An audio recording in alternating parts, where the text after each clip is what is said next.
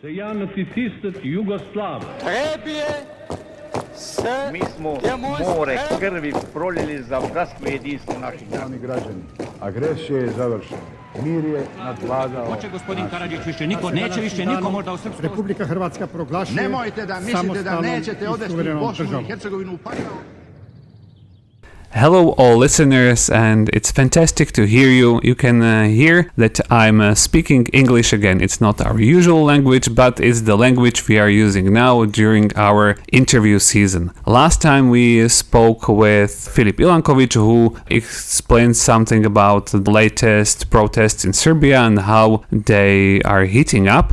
But today it's different topic, but still from Western Balkans, obviously, and from the neighbor of Serbia, or we can say it's still part of Serbia. It depends on the perspective. And our guest today, who will be speaking on the topic, is Árpád Párdcz. It's fantastic to be here with you. So introduce yourself. I will not speak for you. You know yourself much better than I do. Yeah, hi everyone. Thank you for the invitation. So briefly about myself, I'm a PhD candidate at Corvinus University of Budapest, and before this I worked at the Migration Research Institute, the Institute of Strategic Studies, and the Hungarian Institute for Foreign Affairs. And during all this time and all these institutions, I covered the Western Balkans, basically foreign policy, defense policy, and also the inner workings and inner policy changes. So let's pick up.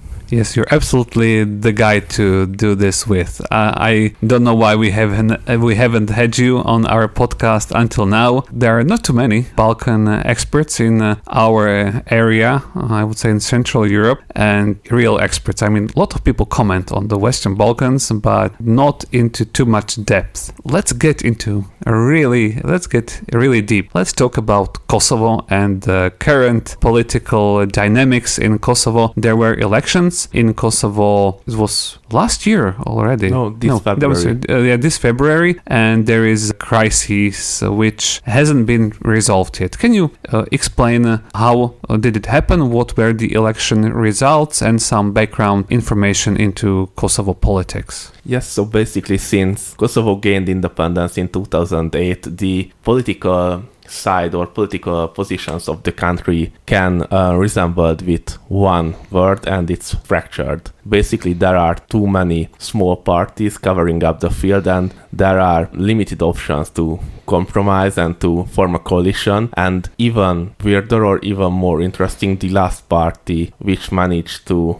government managed to fill out its 4-year runtime was the last one with Albin Kurti and his movement Vetëvendosje. But in this election, we can see that they only get 42% of the vote, so they don't have the majority to form a government. And the established parties like the Democratic League of Kosovo and the Democratic Party of Kosovo and even the Social Democrats or Liberals don't want to work with them most of the times. Even they try to get the majority in the Kuvendi, which is the Kosovar parliament, and it has 120 places, but by incorporating the minority lists, because 100 seats are reserved for the Kosovo politicians and 20 is reserved for the minorities. And also in the minorities, the Srpska lista, the Serb list, holds the most power with 9 seats, but they are excluded from founding the government with Albin Kurti. And this time Kurti tried to work with all the other minorities and his party, the Vetëvendosje, the self-determination in English, and they fell short 3 seats to form a majority. So they tried to reach out, but none party wanted to work with him or work with them in his terms. And most of the times the problem is so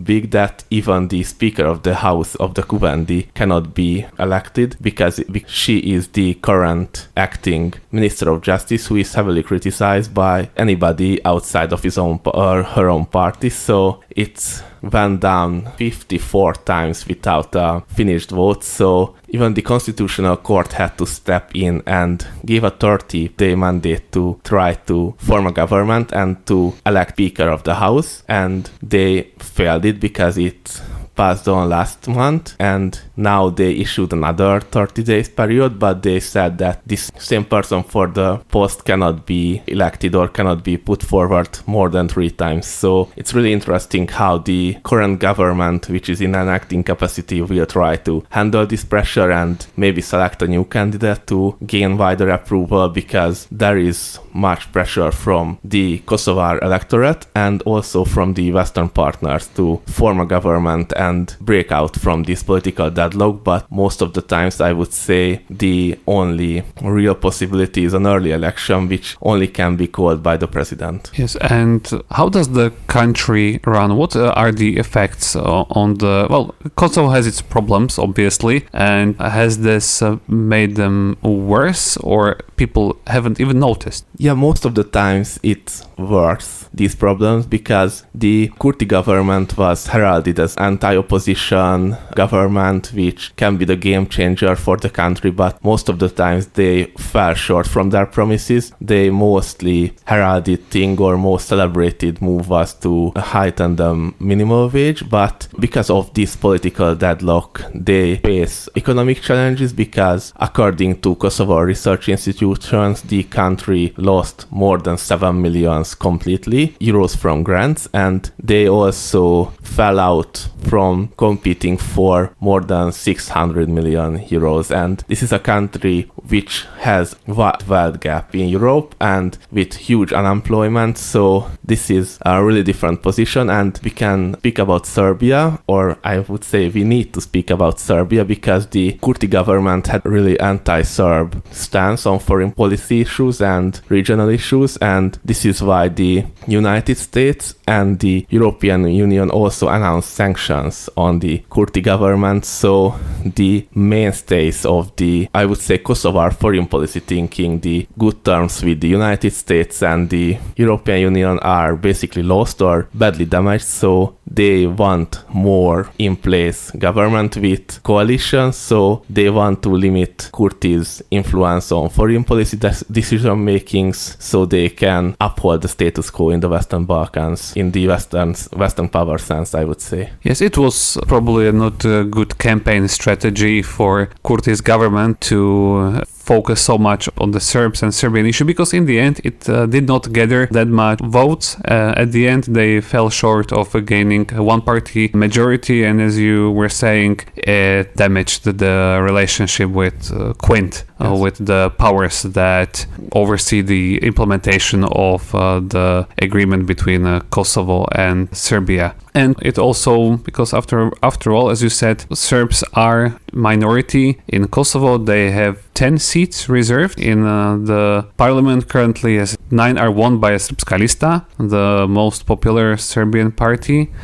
And I don't think that it's also not a good situation for the Serbs, because there is agreement which is still yet to be implemented by Kosovo on the future of these Serbian minority regions. They are still waiting, and the situation is not too fantastic. I think that they have issues with schools which are run by the Serbian authorities. Healthcare is run by the Serbian authorities, while everything else is run by Kosovar authorities. They're sort of proxy system from Serbia and system from Kosovo at place at the same time. The mayors of municipalities are Albanians, because during the local elections the Serbs, they boycotted the elections, which was not a smart move on their part, because what happened? The Albanians, they won by a couple of seats. So it's a complex situation, but it has not spiraled out. I don't think there are any major issues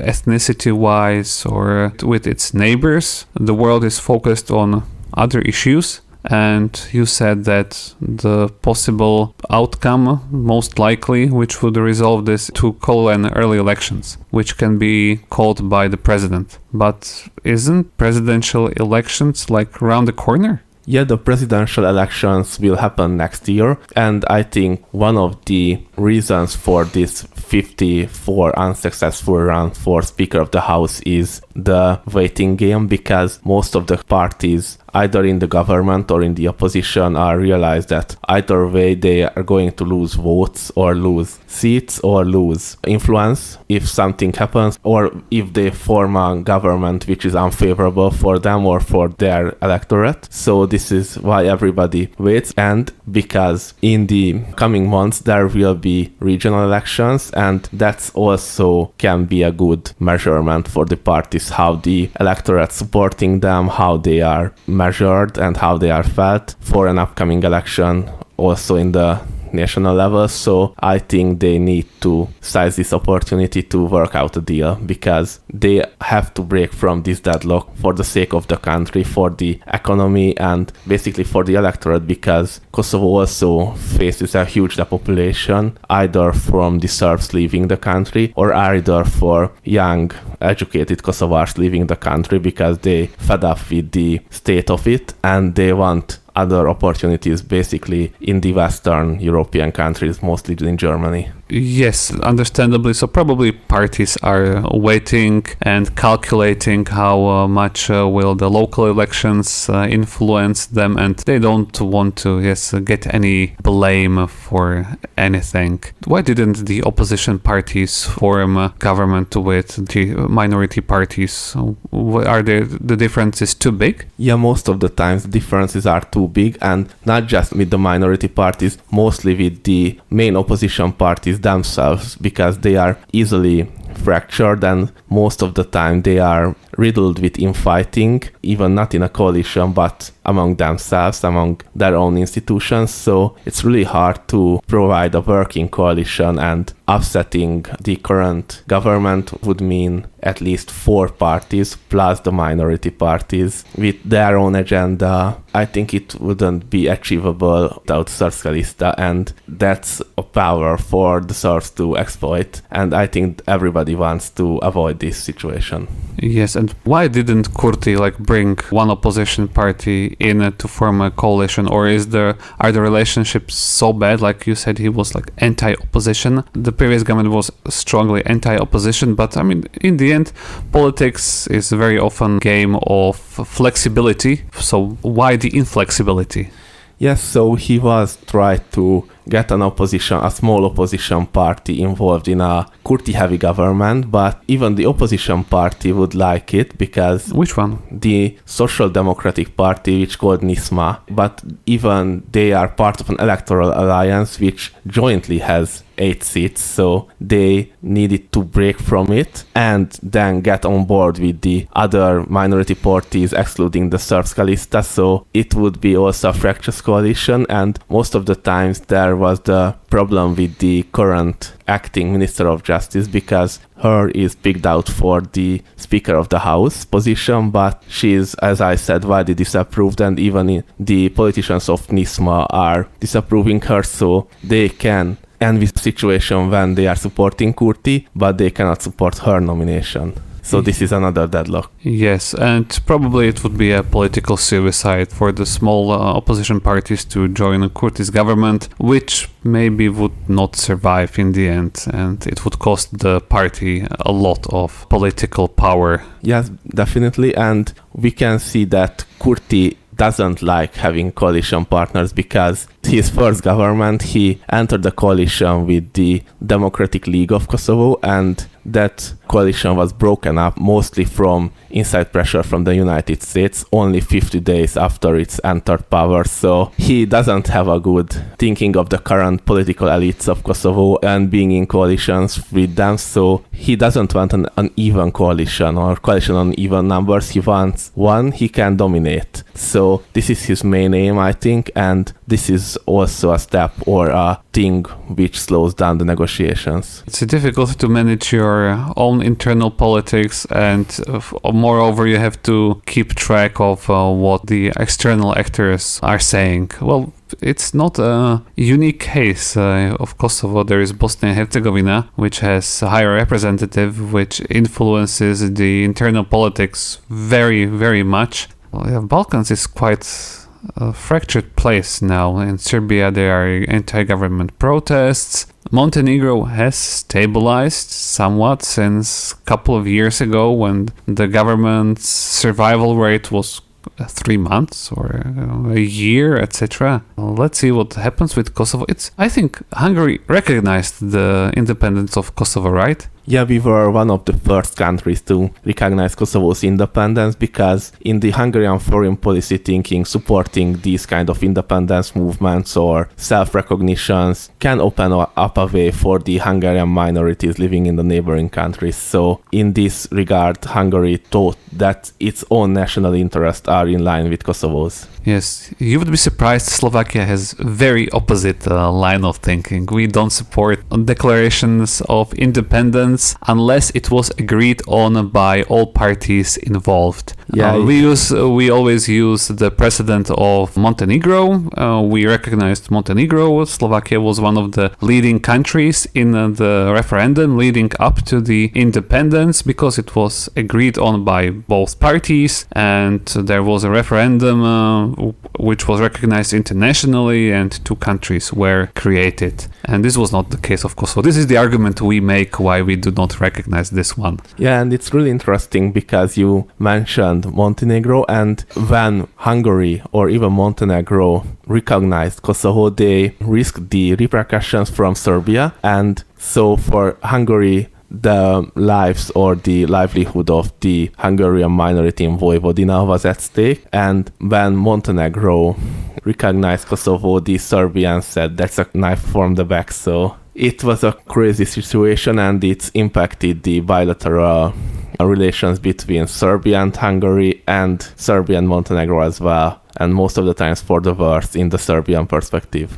But it was short term. I think nowadays Serbia has a very good relationship with Hungary, and Hungarian minority in Serbia is enjoying just as strong as of an autonomy in Vojvodina as Slovak minority. They can learn their own language and keep their customs, etc. So I think the field is even today. Yeah, and I think it has to do with the personal friendship of Orbán and Vučić, and also the deeper connections with Serbian visa-free travel. And also there was a historical committee which worked with the Hungarian and the Serbian state, and they disclosed all the finding on the debated parts of recent history. So that, I think, also played a big part on the friendship of Hungarian and Serbs. And most of the times it's really good to see that Serbians think Hungarians are friends, and they are also quite happy to move to Hungary for holidays, move Hungary for learning, or maybe even working. And I think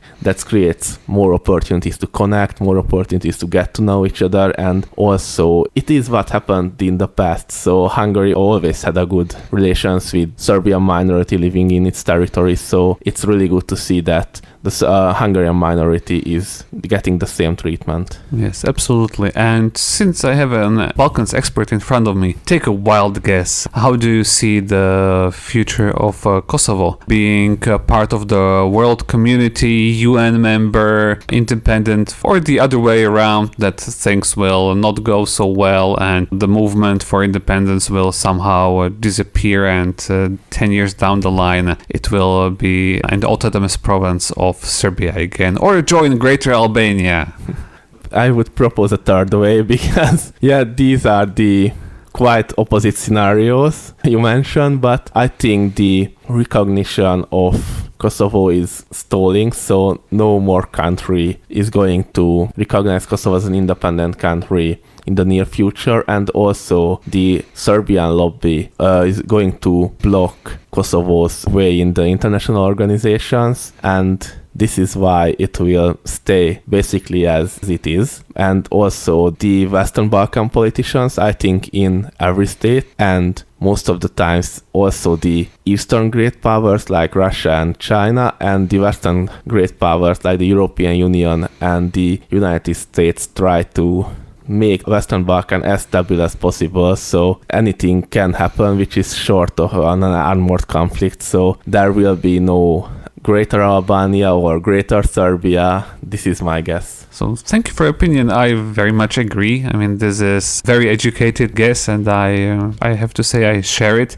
I don't see Kosovo becoming a UN member in the near future. It will not get any more recognition out of the non-recognizers, and what is always most important is economic prosperity. Once there is economic prosperity, which is only down to the cleverness and resourcefulness of the Kosovo politicians and their experts, they can do whatever with those tools they have at their disposal. They would not need recognition if you have economic success. After all, it's secondary, or people will quickly change their mind because they want to be your partners after all. Yes, and most of the times everything will come down to one thing which is needed at the most at this time, and it's a stable government, because a stable government can enact reforms, can improve the economy, can improve the livelihood of the electorate, so that is needed. And it's a really great question that we can see one in Kosovo or cannot, because the government needs to be either one party with Kurti or with a very interesting coalition setup, which is not a guarantee for a stable government, especially Kosovo. I am not advisor to the prime minister or the president, but if I were, I would say go for it. I mean, form a unstable coalition, because it's a young country, it has its issues, and it's to learn pluralism. It needs to grow its political culture, and this is part of it. Working within coalitions, working somehow with the opposition when it comes to the important questions of amending constitution, and just not speaking to each other, not being on good terms just because, and country is suffering because of it in the end. Yeah, but I'm devil's advocate here maybe, but Kosovo got independent in 2008, and that was 17 years ago, and we had 17 years to see that multi-party coalitions which are involving more than two parties are not working yet as it is in Kosovo, and even two-party coalitions cannot finish their runtime. So the most easy answer for me is Kurti one-party government or Kurti plus the minority parties. So it will be most achievable way to get a stable government, but even with this government, Kurti has to change his approach, and he also tried it, because in his acting capacity he agreed with very much what Donald Trump said most of the time, so he is willing to house illegal immigrants deported from the United States, for example, work with the United States in many ways, and this is a good sign for the Trump administration, because the Trump administration and Richard Grenell, who is the special envoy for special missions and the go-to guy for Balkan-related matters in the White House, has very many business interests in Serbia, so he is quite pro-Serb, and Kurti realized that he needs to change his approach to make amends, so to say, and make greater case for Kosovo. Thank you for your input. It was very good and a very in-depth conversation we had about an ongoing topic, which is not like a headliner. Usually it's protests in Serbia or Ukraine, and really interesting stuff is happening in the Balkans all the time. That is why I have this podcast, Balkan Chronicles, to bring all the listeners the most interesting things that are happening there. So thank you, Árpád, again for coming to my podcast, and I hope this is not the last time, and we can do something else in the future. Yes, I hope as well. Thank you.